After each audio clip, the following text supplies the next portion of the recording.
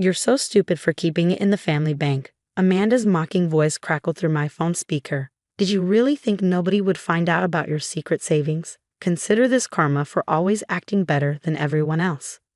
I gripped my phone tighter, trying to steady my breathing as I stood in the makeshift medical tent where I'd been volunteering for the past 3 months. The African heat was suffocating, but it wasn't the temperature making me sweat. How much did you take, Amanda? I asked, keeping my voice level despite the rage building inside me. She laughed, the sound dripping with satisfaction. All of it, every last penny of your precious $847,000. Can you believe you had that much hidden away while the rest of the family struggled? Mom always said you were selfish, but this proves it. My name is Catherine Mitchell, and at 32, I was listening to my sister-in-law confess to stealing my life savings, money I carefully invested from my years as a trauma surgeon. Money that was meant to build a medical clinic in this struggling village. You had no right, I said quietly. That money wasn't just savings. It was. Oh, spare me your noble doctor speech, Amanda cut in. James agrees with me. That money should go to family who need it, not some random village in Africa. James, my own brother. Of course he was involved. He'd always resented my success, always felt entitled to what I'd earned. Working at the family bank had given them the access they needed, but they'd forgotten one crucial detail. I hope you enjoy it while it lasts, I replied, surprising myself with how calm I sounded. Goodbye, Amanda. I ended the call and immediately dialed another number, one I'd memorized years ago when I first suspected my family might try something like this. Mr. Patterson, it's Catherine Mitchell. I need you to initiate Protocol 17. Are you sure, Dr. Mitchell? My investment manager asked, though I could hear him already typing. Once we start, there's no going back. I'm sure. They took the bait. All of it. You see, the account Amanda had found, the one she'd so proudly emptied, was exactly what I'd wanted her to find. A decoy carefully crafted over years of dealing with my family's endless attempts to access my money. The real funds, the actual profits from my surgical career and investments, were safely diversified across multiple international accounts. The money Amanda stole, that was the trap I'd set after discovering James had been searching through my records at the family bank. I sat down on my cot, pulling out my laptop to check my email. Within minutes, Mr. Patterson's confirmation arrived, along with copies of all the transfer records showing exactly how Amanda and James had stolen the money. Every keystroke, every authorization, every forged signature, all documented and time-stamped. My phone buzzed again. This time it was my mother. Catherine, how dare you have set your brother's wife like this? That money should be shared with family. We raised you better than to be so greedy. I almost laughed. My mother, who'd spent years criticizing my choice to become a surgeon instead of marrying rich like Amanda had. Who'd dismissed my volunteer work as running away from real responsibilities. Who'd never once visited me during my residency, but attended every single one of Amanda's spa opening ceremonies. Mom, I'm a little busy right now. There are patients waiting. I could hear her building up to one of her famous guilt trips. Patients? What about family? Amanda told me how much money you've been hiding. Nearly $1 million, while your brother can barely afford his mortgage. Maybe because he spent every penny on Amanda's designer shopping sprees and luxury cars, I thought but didn't say. I have to go, Mom, but you might want to warn James and Amanda. Investment fraud leaves quite a paper trail. I hung up before she could respond, turning back to my laptop where emails from Mr. Patterson continued to arrive. Everything was documented, every transaction tracked. The money they'd stolen wasn't just marked, it was evidence. My phone kept buzzing with texts from Amanda. You think you're so smart. James says you're bluffing. Nobody will believe you anyway. I forwarded each message to Mr. Patterson, adding to the growing file of evidence. Let them think they'd won. Let them celebrate their clever theft. They had no idea what was coming. A knock at the tent flap interrupted my thoughts. Dr. Mitchell, the supplies you ordered just arrived. I smiled, closing my laptop. The real medical supplies, purchased with my actual funds, had arrived right on schedule. While Amanda and James were probably already spending their stolen money, I was building something that would last. Perfect timing, I said, standing up. Let's get these unpacked. As I helped unload boxes of medical equipment, I thought about the letter that would arrive at the family bank tomorrow morning. The one detailing exactly how a senior bank employee and his wife had defrauded a client. Let them enjoy their victory for one more night. Sometimes the best revenge isn't immediate. Sometimes it's watching people celebrate their own downfall, too blinded by greed to see the trap they walked into. My phone buzzed one final time. A message from James. Amanda told you about the money. Don't bother trying to fight this. Family takes care of family. I smiled, thinking of the security footage Mr. Patterson had requested from the bank. Yes, I typed back. Family certainly does. The next morning broke with a series of increasingly frantic phone calls. I ignored them all, focusing instead on setting up the new ultrasound machine that would help save countless lives in this remote village. Each buzz of my phone was accompanied by another email notification from Mr. Patterson, updating me on the unfolding chaos back home. Your brother just received the official notice, he wrote. The bank's fraud department has already frozen all associated accounts. Shall I proceed with phase 2? I waited until I finished calibrating the equipment before responding with a simple yes. What James and Amanda didn't know was that the money they'd stolen wasn't just marked. It was part of a carefully orchestrated sting operation. Years of watching James abuse his position at the family bank, of seeing Amanda flaunt her wealth while belittling my career choices, had taught me to be prepared. The bank's fraud department had been monitoring that account for months, ever since I'd reported suspicious access attempts. Every transaction, every attempt to view the account details had been logged and documented. The money they'd stolen wasn't just mine. It was bait in a federal investigation into banking fraud. My phone rang again, this time from a number I actually wanted to answer. Dr. Mitchell, Agent Sarah Wilson's voice was crisp and professional. Your brother and sister-in-law just arrived at the bank. Would you like me to proceed with the interviews? Has the evidence been secured? Every document, security recording, and transaction record. They're not getting out of this one. I thought about all the times James had belittled my career choices, how Amanda had mocked my decision to work in underserved communities. Proceed, I said, and make sure my mother isn't allowed to interfere. As if on cue, my mother's number flashed across my screen again. This time I answered. How could you? She screamed before I could speak. James just called me from the bank. There are federal agents everywhere. Your own brother, Catherine. My own brother who stole nearly $1 million from me. I replied calmly, watching as my team unloaded more medical supplies. Or did that part slip your mind? He needed the money. Amanda's boutique is struggling, and they have appearances to maintain. You're just being selfish with your success. I laughed, the sound echoing through the medical tent. Selfish. I'm building a medical clinic in a village that's never had one. What's Amanda doing with my money? Buying another designer handbag.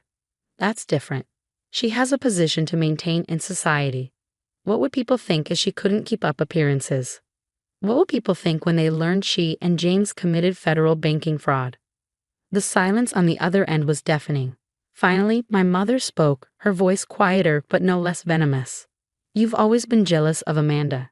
Ever since James married her, you've resented how well she fits into our social circle. This is just spite.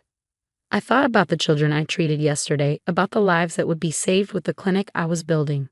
No, Mom, this is justice. And if you try to interfere, you'll be implicated too. The investigation shows James has been moving money from other accounts as well. Would you like Agent Wilson to look into where your recent donations to Amanda really came from? Another long pause. You wouldn't dare. Try me. Now, if you'll excuse me, I have actual lives to save. I hung up and turned to my laptop, where Mr. Patterson had sent another update. James and Amanda were being questioned separately. The initial audit showed they'd been skimming from other accounts too, using James's position to cover their tracks. The evidence was overwhelming. A text from Amanda popped up. You think you're so clever with your little trap, but you've just destroyed your brother's career. Hope you're happy with yourself. I forwarded the message to Agent Wilson, adding it to the growing pile of evidence. Another text followed quickly. James says you're bluffing about the other accounts. You can't prove anything. Oh, but I could. Every transaction, every transfer, every forged signature, all meticulously documented. While they'd been living their lavish lifestyle, I'd been building an ironclad case. Mr. Patterson's next email contained security footage from the bank. There was Amanda, dressed in her usual designer outfit, practically skipping as she helped James transfer my money. The timestamp matched perfectly with her gloating phone call. The district attorney has everything they need. Agent Wilson message. Your brother is already trying to cut a deal. Claims Amanda pressured him into it. She's not taking that well. I could imagine. Amanda had always viewed herself as the family princess, above consequences or accountability. The thought of her facing actual repercussions probably never crossed her mind. My phone buzzed again, James this time. Katie, please, his message read, using my childhood nickname for the first time in years. You have to stop this. I'll pay you back. Amanda didn't mean any harm. We can work something out. Too late, little brother. The time for working things out was before you decided to steal from me. Dr. Mitchell, one of my nurses called out. The first prenatal clinic patients are here. Should we start with a new ultrasound? I smiled, tucking my phone away. This was real work, real purpose, not the shallow materialism Amanda and James had chosen. Yes, I replied. Let's show them their babies. As I helped a young mother-to-be onto the examination table, my phone lit up with a final message from Mr. Patterson. Phase 2 complete. Your brother has been suspended pending investigation. His assets are frozen. Amanda's boutique accounts have been seized as potential proceeds of fraud. Would you like me to proceed with Phase 3? I looked at the woman's face, lighting up with joy as she saw her baby on the ultrasound screen for the first time. This was what my money was meant for, bringing hope and healing, not funding Amanda's shopping addiction. Proceed, I typed back one-handed, my other hand pointing out the baby's heartbeat to the amazed mother. Send everything to the DA. Sometimes the best revenge isn't just about justice. It's about showing people the difference between real value and artificial worth. Let Amanda and James face the consequences of their actions. I had more important things to focus on. The ultrasound machine beeped softly, recording another strong heartbeat. Another life that would have a better chance because I'd chosen to invest in something meaningful instead of status symbols. My phone buzzed one last time, a message from Agent Wilson.